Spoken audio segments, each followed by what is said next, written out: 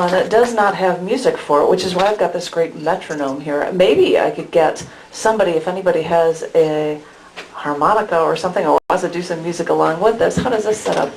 Whoa. Oh, this is if you have any interest in doing that, Wes, who's a great performer and will be here later on. This one is called A Man Calls a Woman.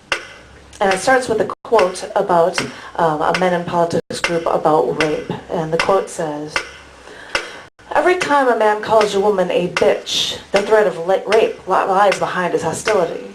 Every time a man calls a woman a witch, he reminds her of the slaughter of millions whose independence and medical knowledge threatened male dominance.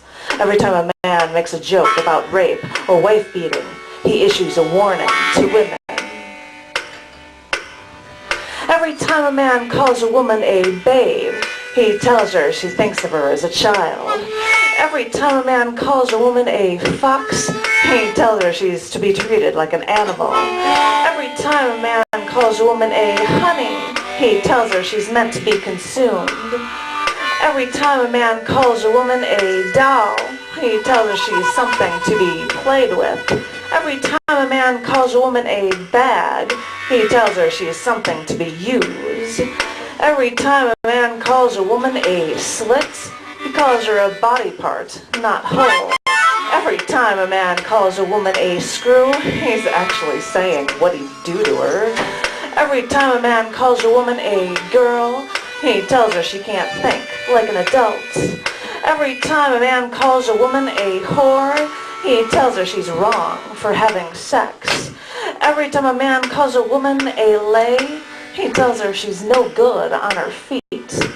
Every time a man calls a woman anything less than a woman, he tells her who's the boss. So yes, we all know who the boss is, boys.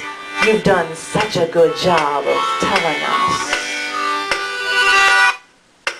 Thank you.